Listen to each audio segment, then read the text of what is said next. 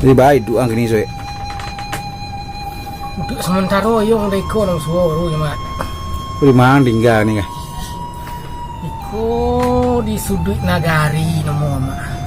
Tapi lah masih dalam jangkauan orang. Itu. Nah, ko lah 2 hari mendama mah. Ini baru gak segeh baru mak. Nah, tu gaya agak layu, suara agak lama. Asal gaduh lama. Nah, dengan nasiang dulu lama mak. Tidak corona tidak. Enggak mak. Di siang lalu tu kau. Nah, kau kayak ada orangnya. Coba. Nah iya do kawan awak sekolah kalau siangnya hilang lu nyonya dulu cara siang mak. Kalau siang kami biasa mengalih mengko ngalih nasi. Jadi kini dak libur yo. Santai-santai dulu sementara. Besok kami mulai lah beli ya. Besok nak makan nasi boleh rendang mak, boleh tutup, guriang bujai, aduh gulai ikan ameh. Oh, lado hijau, lado siap dah mak. Ini yang dulai. Dia orang nasi ke bah?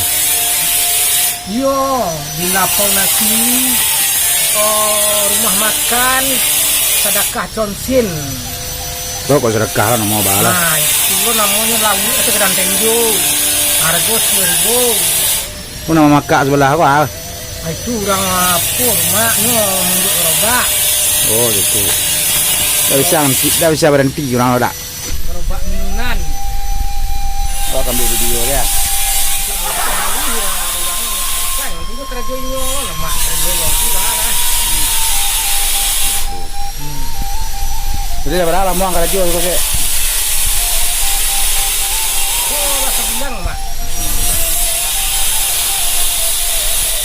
Ini kebetang gua so. Insya Allah mak. Bisa makan perlipasan. Hidup nak jam ini. Alhamdulillah mak. Kalau untuk kini kah. Iya, melagu tak ada lah sih. Melagu ini lah jarang mak.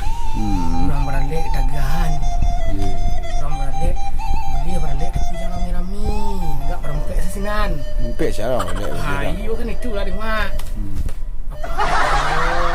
Itu untuk nak taruh. Pak merapulai itu tu sinanya. Orang lain nak dorong, lain dia beralik macam tu mak. Kira-kira tu. Tapi kan rencana ke pulang kampung nak di lah. Untuk sementara baru di Pendiang dulu mak. Di Pendiang lah. Insya Allah tahun baru kalau dapat jalan tanah usia mak. Pulangnya agak sekali. Buang lah Iya. Tuan sekolah lalu siang malam lah. Kadang-kadang iyo mak. Karena nak pergi ke tempat rumah, mencari anak guys, mencari rumah guys. Mencari jalan anak guys. Mak pulang tu sekali-sekali. Buat mak tu. Iya lah. Itu cerita garah nama. Yelah tu saya lalu sih. Iya mak. Nak ke Andi je lah. Terima kasih banyak mak ya.